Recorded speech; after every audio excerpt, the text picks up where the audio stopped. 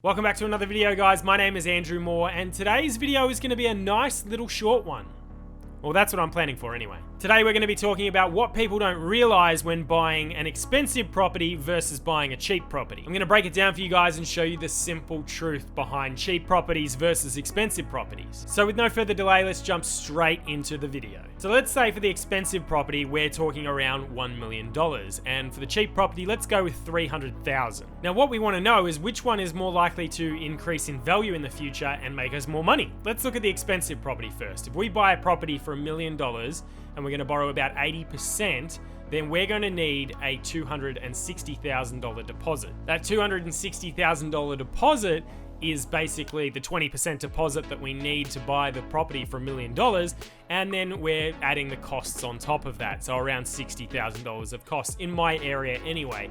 It's going to differ depending where you live, of course, how much the costs are to actually purchase the property, but in Victoria, Australia, where I live, it's going to cost you about $60,000. So we're going to work with the example of $260,000 as a total deposit to purchase this property. Now, in order for us to make a 20% profit on this property, we need this property to be worth 1.2 at some stage in the future. Now let's compare this with the cheaper property at $300,000. Again, if we borrow 80%, we're going to need $75,000 for the deposit, which is made up of the $60,000 actual deposit for the 20%, plus the $15,000 of costs in my area. In order for us to make a 20% profit on the $300,000 property, we need it to be worth $360,000 at some stage in the future. Now, here's what people don't often think of when they're purchasing either a cheap or an expensive property.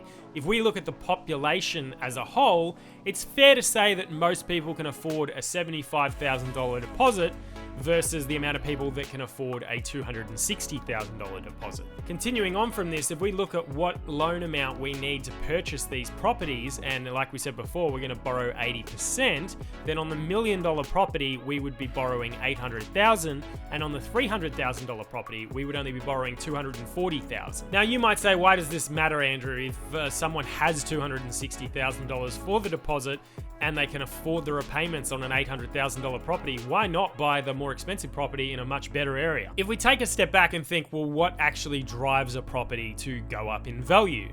We come back to every single time competition. The more people that want to buy the property or actually can buy the property, the more competition there's going to be when selling those properties, which is what actually pushes the price up. So if we simply can all agree that more people in the population can afford the cheaper properties rather than the expensive properties, therefore there should be, in theory, more competition for the cheaper properties. And of course, if we want these properties to go up 20% in value, then if we own $1 million property, we need someone who's actually willing to buy a property for 1.2 million, which also means they have to be able to afford the repayments on a higher loan. And same goes for the $300,000 property. So I think we can all agree from those numbers that it's much easier for a property that's worth $300,000 to go to $360 in value than it is for a property that's worth $1 million to go to $1.2 million. Now, of course, if you own the $1 million property and it goes to $1.2 million, you've made $200,000 versus making $60,000 on the cheaper property. But if you have an equal amount of property, then it brings on the argument, are you better off buying one expensive property or multiple cheap properties, when the cheap properties are more likely